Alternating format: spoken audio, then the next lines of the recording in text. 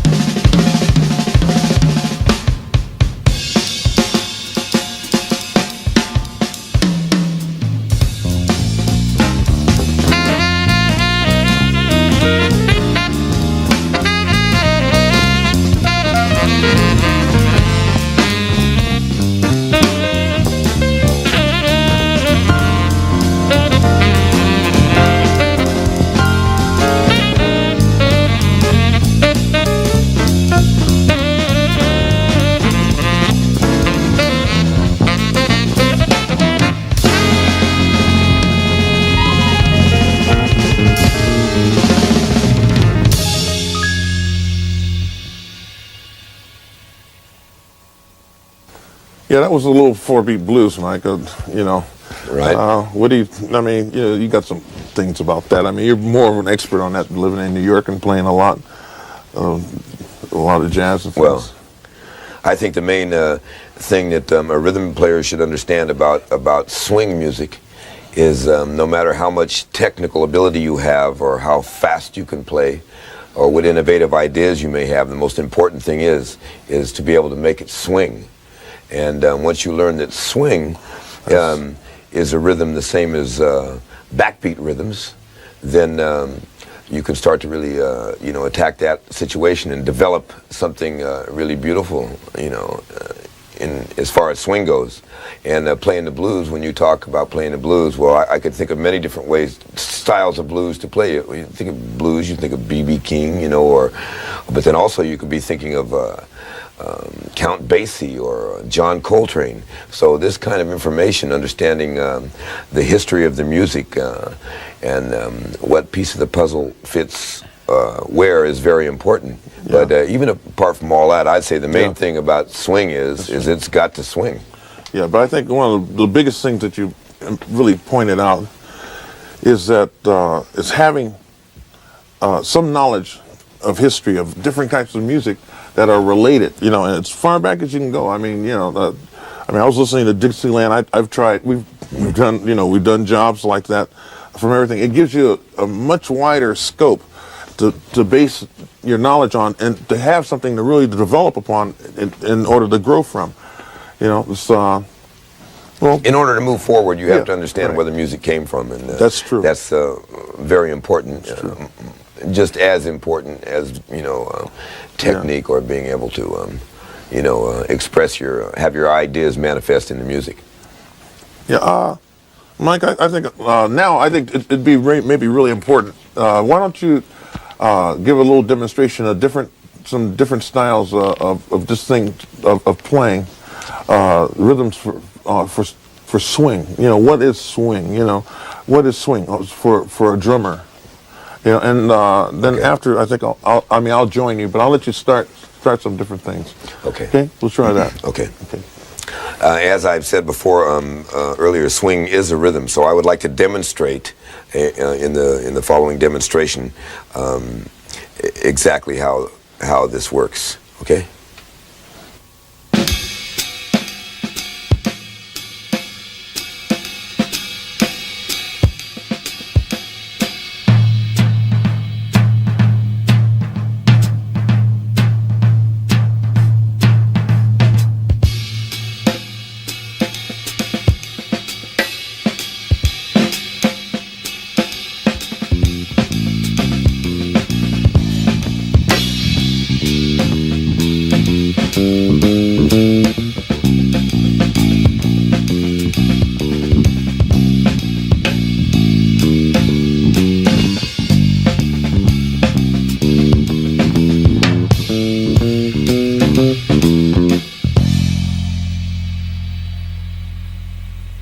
So you notice I played the swing beat on the ride cymbal and then on the tom-tom. This was to show you that it is a rhythm. It's not a mystery. It's not mental. You feel it the same way as you can feel backbeat music, like most of the music today. Same thing. Gong, gong, gong, gong, gong, gong, you know. And on the cymbal, tang, tang, tang, tang. So that's what I meant by that demonstration. That it is a rhythm, and it should not be looked at as a mystery. Otherwise, you can lose many years of your career. Yeah, and you know, it's another thing that actually you really just pointed out, Mike. That I notice a lot of younger musicians don't do it. They don't vocalize their part. You know, and you have it's a different feeling if you can, like, if you know, if I want to play something, you know, if I vocalize it, sometimes it gives me more of a natural feeling than actually trying to play it. If I go doon doon doon doon doon doon doon doon doon, I mean, you know, it's you know, just like you do on the drum. Right. It's, you know, I think that's an important part of the thing about learning too. You know. Well, you know, some of the great jazz musicians we've been hearing all our lives. You know, if you can sing it, you can play it. That's true. That's true. That's true. How about another different style of something in the 4-beat? While we're talking about on 4-beat and playing jazz, because I mean, you've been doing a lot of work on that. I mean, about some of the modern jazz styles. How about a little thing about that? Okay, so maybe we can demonstrate a little brighter tempo, and rather than playing the hi-hat on the 2 and the 4 and using the you know, the stock kind of devices, for lack of a better word, we'll show you how to play a little brighter cut and break it up a little bit, quote unquote modern or post-bop playing. It's we'll use a little bit more modern thing. This is more of a thing of like the bass player actually keeping more of a vamp, and while the drummer breaks up the rhythm and time. This will be interesting. Okay. 1, 2, 1, 2, 3.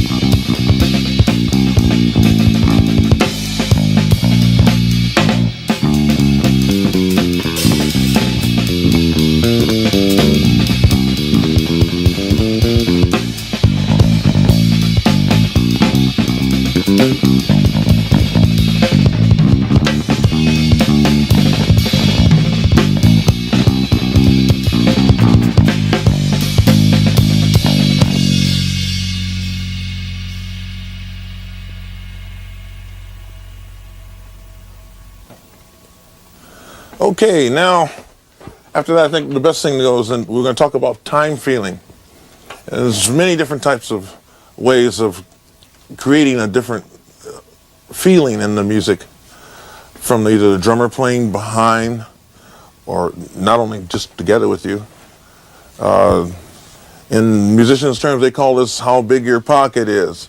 I mean, this is how wide of a groove. You can make a groove very narrow feeling and very tight feeling by playing exactly right on the time and everything else. So you can make it feel wide and have a lot more feeling by the way that the drums and bass relationship balance each other from the different ways that he would play time. So Mike is now going to demonstrate a drummer playing actually almost right, very straight and together with the bass line. We're going to be doing the same rhythm over and over, but should be able to hear the differences in the sound.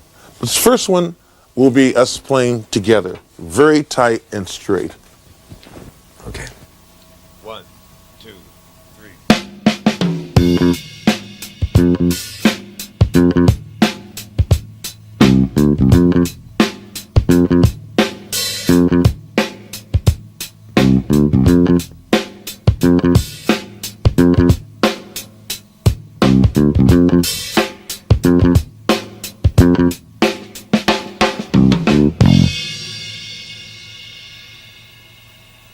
Yeah, that's what the drum's playing, pretty tight and right on it. Now you can play the same tempo. We'll play the same groove, and this is what Mike playing with putting a lot more feeling, adding a lot more feeling to the rhythm by playing his backbeat behind, a little bit behind the actual downbeat. It makes it feel. He doesn't slow down, but it's just the way that it makes it feel wider on the groove. Here it goes. 1, 2, 3.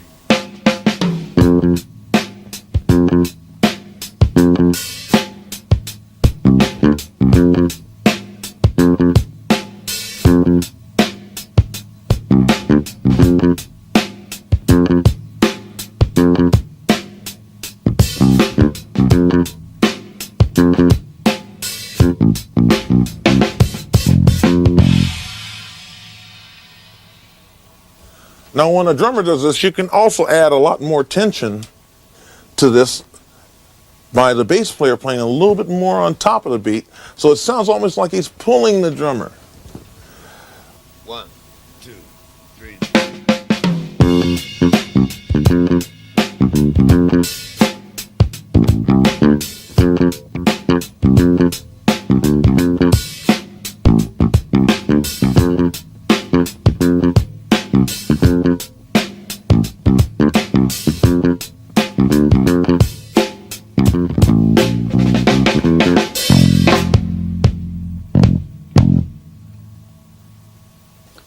Okay, now we'd like to give a mix.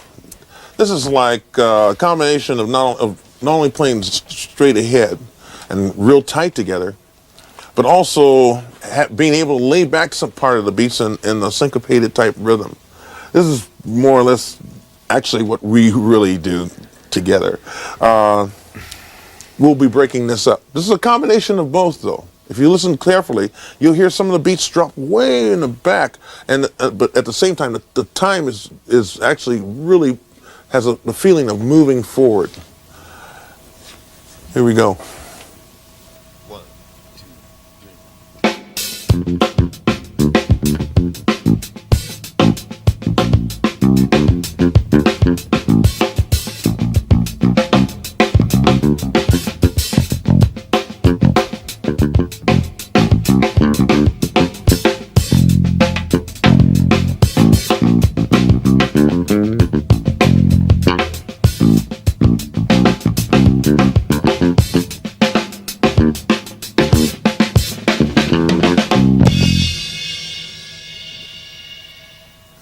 Yeah, that's different types of grooves and how to make them feel. So far as the way that the relationship of the drummer and the bass together on how they play. Another important part, which I definitely want to hand over to Mike right now, is it's like drummers fill-ins. And what type of fill-ins do you play on? What type of music? And the proper relationship is something that I think that a lot of musicians, young musicians, could need to know. Mike, take it from the drums. Okay. First of all, what he's talking about, once again, is history. You must study the music because it's a language, and if you're in a different country and you don't know the language, then you're going to have problems getting around without a lot of help, and it's the same with the music. So I have studied and am still continuing to study music, starting with, like, say, in jazz music, from Louis Armstrong to Wynton Marsalis. And the same study I'm constantly making all my life of the blues, and also funky music, or rhythm and blues music from, the 50s until now. So in order to know pretty much what kinds of fill-ins go with what kind of bass lines, then we're talking about you have to know the language so you know the answer to the questions or being proposed to you. So this is a constant study, and it's like a thing that I consider myself sort of an expert on, and For example, and so I'll give you a couple of examples. Say we'll talk about backbeat music of fill-ins, ranging from, say, fill-ins that might be used in the 50s, 60s, and now in the 90s. Okay.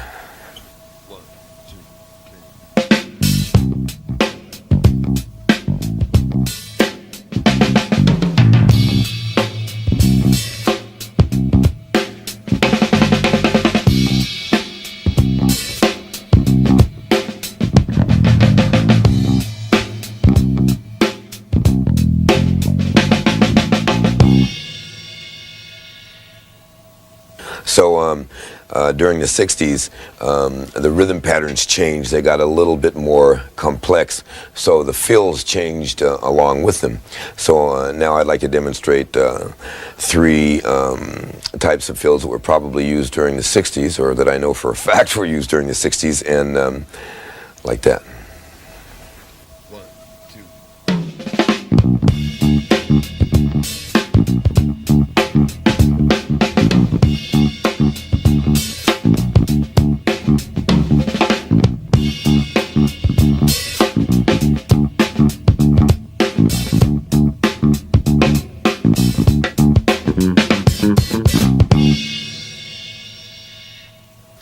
So that brings us up to the 70s. Yeah. And this is pretty much where Paul and I came in when we started working with Herbie Hancock, and we invented or added on to the language. Yeah. It started out, I think what happened in the 70s when we really started back then was that, like, it became okay for the fill-ins between a bass player and the drums, to actually play off of each other, so that like it added a different type of unity, and it also added more space.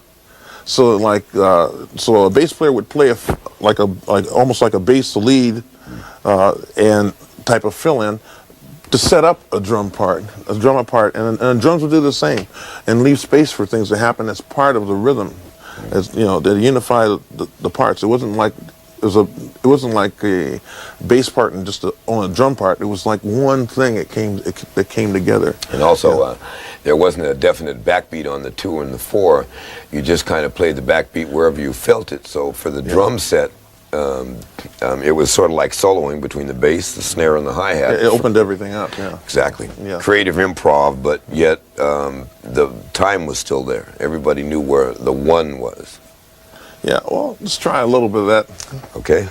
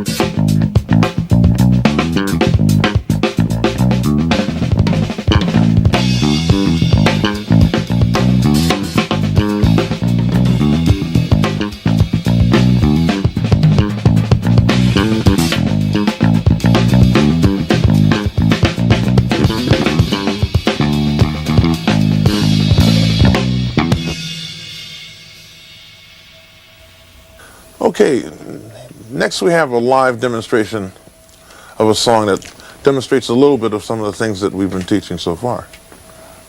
And this is a really a joyous occasion for both Paul and myself. This is a reunion. We haven't worked together in 5 years. So the same as all music styles tend to develop and move forward and advance, what we attempted to do was take the style that we created, Paul and I together, and have it advance as well. So we did this unrehearsed. We just went for it. It was very spontaneous. So we made an attempt to update the rhythms that we've been using thus far. Okay?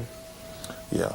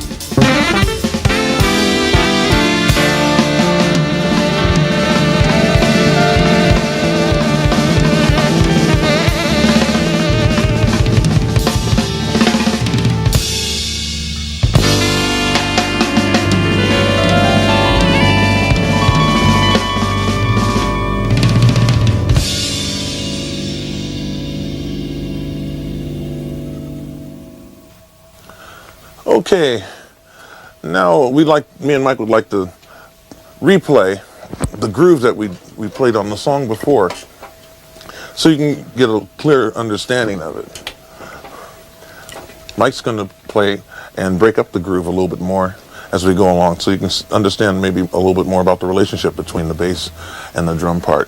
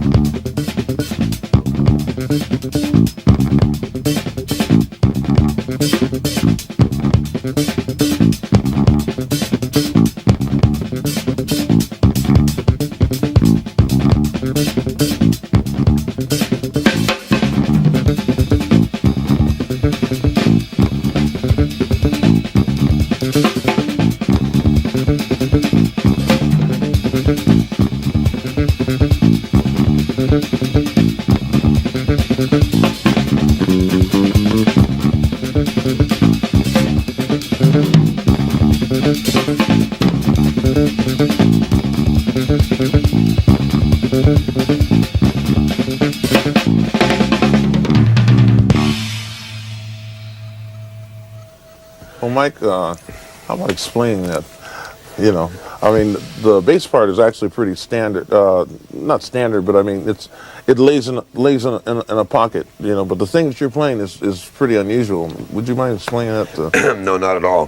What I did was I picked key pivot points out of Paul's bass line and anchored that down with my bass drum, and then I tried to find what they call ghost notes. Oh, the don't, right? That's what. Yeah, the don't. Yeah. So all the things that weren't don't, I refer to as ghost notes. So what I did was use a four-way drum style. What's a four-way drum style? Well, a four-way drum style is rather than an independent drum style where, say, the left hand is playing one rhythm and the right hand is playing another. This is where each limb plays a separate note apart from the other one. That's like both their arms and both feet. You're doing a completely four-way thing. Yeah, exactly. And what I tried to do was find the important bass notes and anchor those down with my bass drum, and then find creative ghost patterns. They call it ghosting, to move around inside that bass line to create an interesting effect. Hey, is there any way that you can maybe demonstrate like an exercise or something for the four-way independent type rhythm? You know, for maybe, I think maybe drummers would be interested in being able to see something like that. Certainly. Okay. You can do that? Yeah. Okay, let's try that, a little demonstration.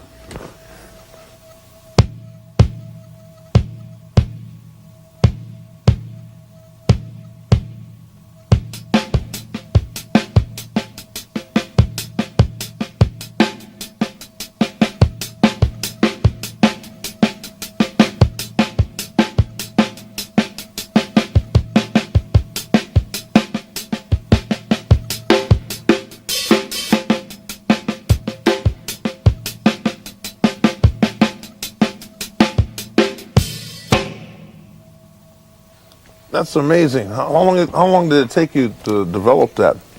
I've been doing it since about 1970, but I just found out during that demonstration that it's easier for me to play faster than it is slower. Yeah, So, well, why don't you do it fast once? great, okay. Let's hear it.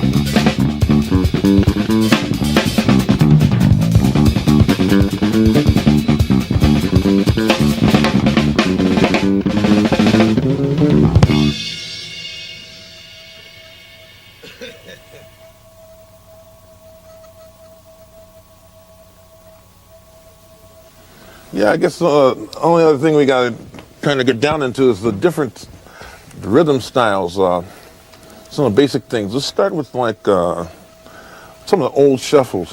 What do you think about that? Which would you like to start Well, with? the first thing I would show if I would demonstrate if I were teaching would be just you're the teaching, old, all right, just the old Bill Doggett honky tonk Okay, style. honky tonk? Yeah. Okay, honky tonk, here we go. 1, 2.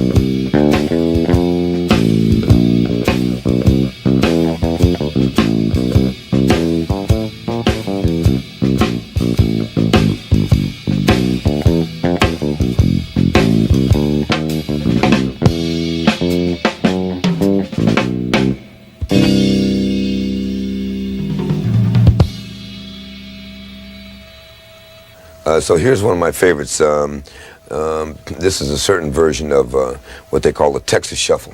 Texas shuffle. Oh, yeah.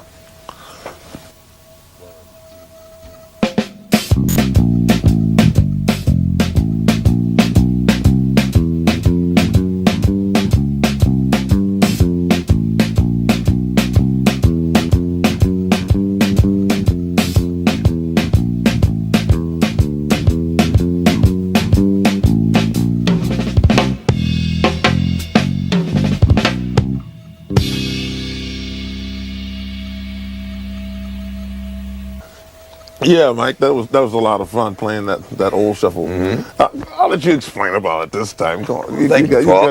Okay. You got it. I'll just simplify things by saying the next shuffle we're getting ready to play is sort of the Albert King real Texas faster shuffle where you keep the notes a little more closer together than one might think.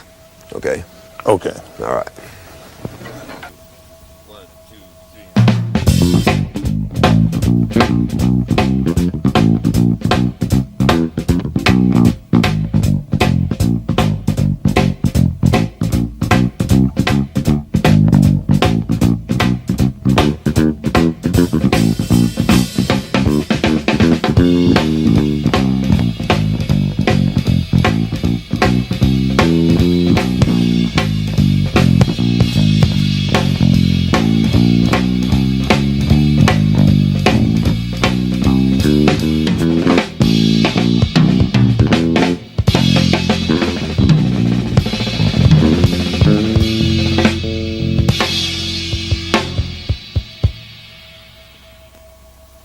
Okay, yeah, Mike. I think it's time to talk a little bit about playing 4-beat. Earlier we gave a more of a demonstration of playing, but the practical side of it and playing together, so far as the bass and drums, is that let's say a medium tempo 4-beat type thing. You're playing like so your left hand's a little bit is behind. Why don't you just explain that? Because I want you to explain that, and then so I'll relate to like how the bass player would play for it. Like, you know, in a medium tempo, actually to pull it up a little bit, the bass would more. I usually try to play a little bit more on top of the beat and a little bit more in front of it, and a little bit more in front of it, and kick it back with different feels, you know, with little bit feels, but more or less like the bass is kind of like adding a kind of a energy, like it's like the battery for an electric engine. It's getting the real power behind it, and you know, and the drummer's kind of like driving the thing. You know, he's really like the engineer, really driving the place on it.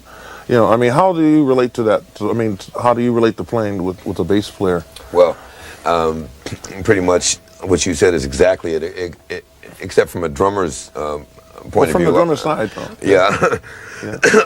I play a little bit behind the beat on the cymbal, and a little bit lazy. And it makes a little tension. Time. Exactly, Yeah. and because if you try to drive the beat out at a medium tempo, it makes it sound too tight or too stiff for me. And then the conversation between the left-hand bass drum and hi-hat at a medium tempo, I find that triplets are a triplet kind of feel is the easiest way for me. If you had to sing it, I mean, it would be like dan dan dan dan, and I mean, well, yeah, I guess so. Oh, go on, you can sing that. I mean, I mean, this, well, if I had to sing it, I would sing. Okay, I'll sing a bass part. Okay, I would sing. Okay,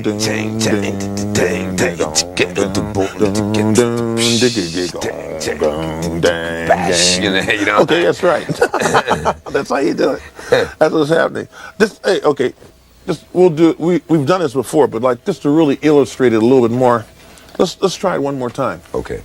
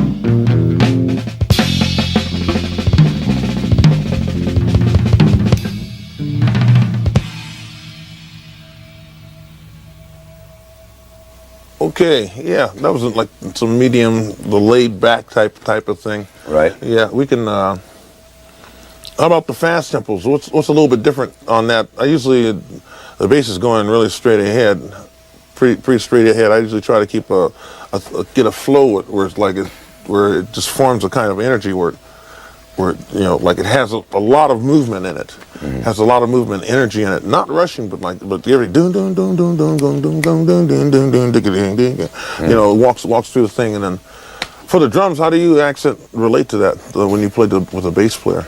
Well, I just try to keep the time together and do things that sound sensible, and don't try to take too many chances until I get really comfortable with it, and then I start applying, my type of language into the music. But mainly, I just try to hang in there.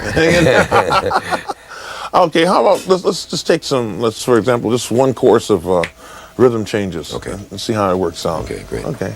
Mm-hmm. 1,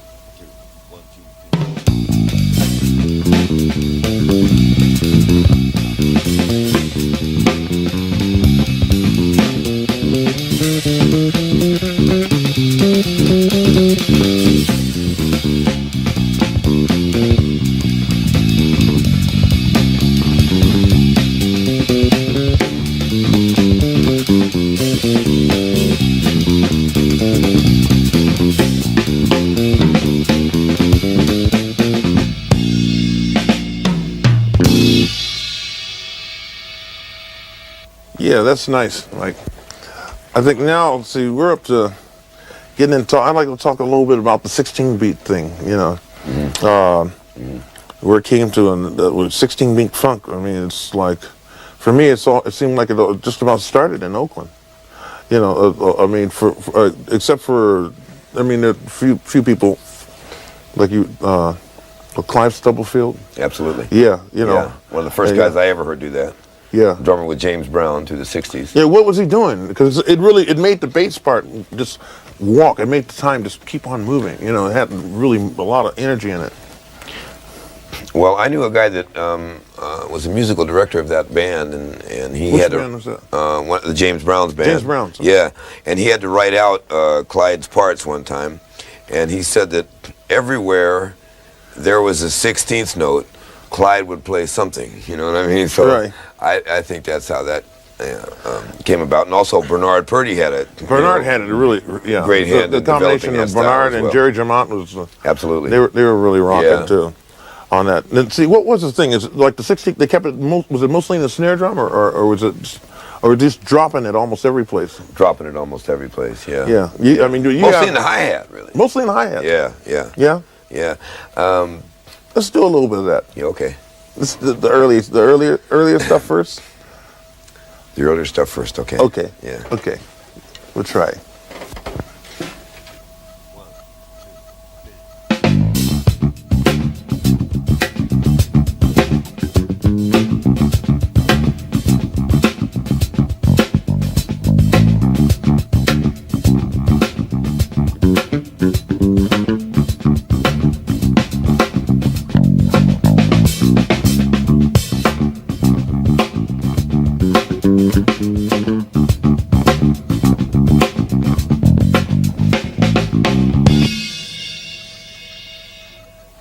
Yeah, that did it.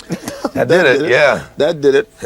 See, then after that, then you took it. You had another. There's another part of it that where they started to add the.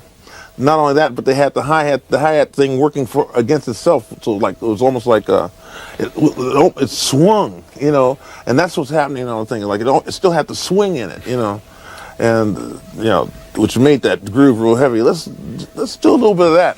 Okay.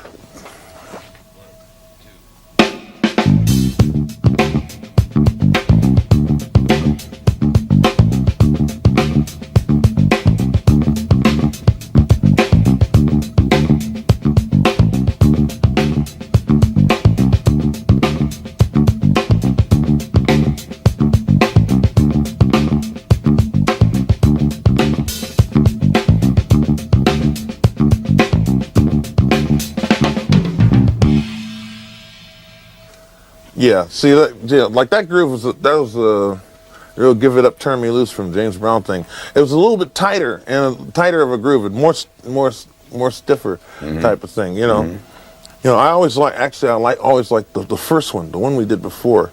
That was always your favorite. That's always my absolutely. favorite Yeah. because like it had the swing thing. But there's something that came after that actually during that same time. I'm using the same bass line right now, just to kind of illustrate the difference in the way I change the way I play the bass line in order to match the rhythm that you're doing. You know, how's that work for you? Well, it feels great. That's all I know. You know? Okay, let's go. I mean, let's go on. Okay, there's actually a couple of more, because I want to bring it all the way up to date. But before we do that, give me a little of that hi-hat, that hi-hat when you make the hi-hat walk and you're doing the ride, you still got that thing happening, and you know, in the left hand on the cymbal. You know, Okay. that was another really great beat. Okay, we'll try a little bit of that.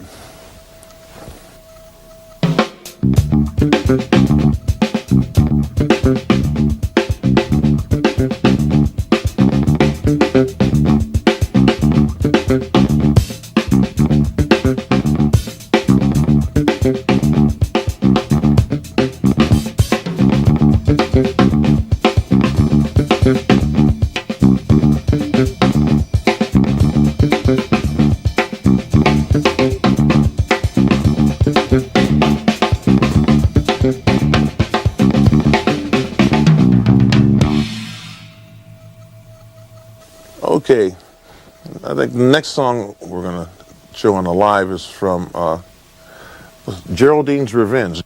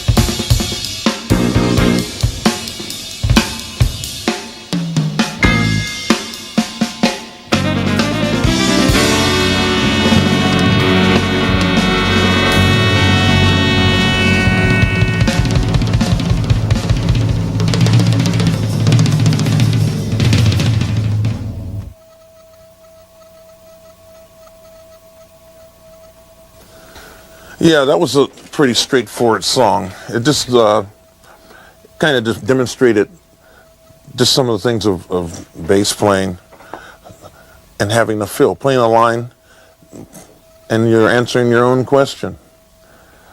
That's pretty much what that song was about on the live. Let's see, going on, I think one of the last little things I'd like the mic to show is because it gives me a new idea. When drummers can come up with different beats and everything, he's always great for coming up with some strange stuff. But he has a couple of special techniques that I like to show off and maybe even get a chance to see if I can find something to play with right now. It's a new hi-hat technique that I haven't heard before until he just came here to Japan to make this video with me and do these concerts. Mike, I want you to show me that, tell me about it. How do you get that thing? It's a real fast hi-hat thing that you do. It's it sounds almost like a roll on it, but you're not really doing it. Can you explain it? Well, it is kind of like a roll, but I'm dividing it up between the different drums, hands and feet. Yeah. I mean, it starts on the hi-hat and then goes and answers with the snare. It's actually. Well, it can start either place. In either place and go. Yeah, yeah. You mind showing me that and see if I can come up with something to play with. Sure. With it. Okay.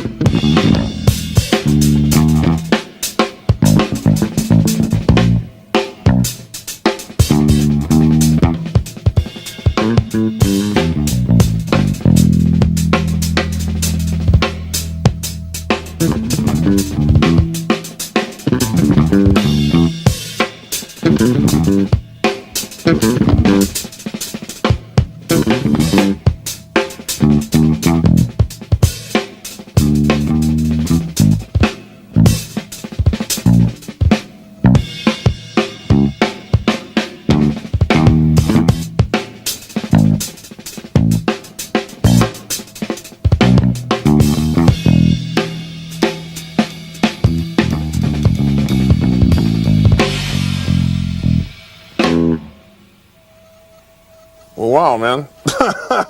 Don't ask me, man. I don't know what it was. I don't either. Well, we just made that up. You know, I mean, if you want to learn how to make a groove, you have to just kind of jump in and do it. That's the best advice I can tell you is you got to go out there and just try something. You know, I mean, we never did that before. And, and already we got ideas for it. Yeah, so we want to try it again. We want another chance. Just a little, okay, just a little bit. Want a reprieve here. Get my I don't know what it was I was playing, but and I'm going to try to make it come out even this time, whatever it was. Don't make it come out even, you know. Probably won't be able to.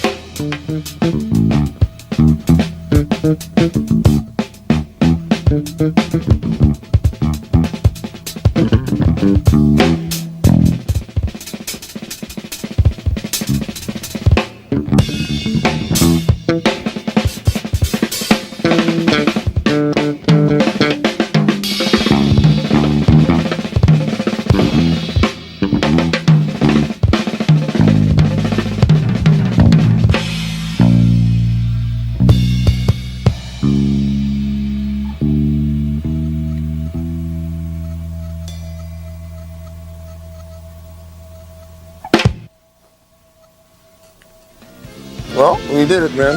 Did it again. That's right. I guess we did it. Yeah, I think so. Try it anyway. Well, I'd like to say goodbye to all the fans and everybody out there. I appreciate it. Mike? See you later, everybody, and thank you very much. Parting advice for bass players: get a drum that you. Hey, man, come on, you want to go?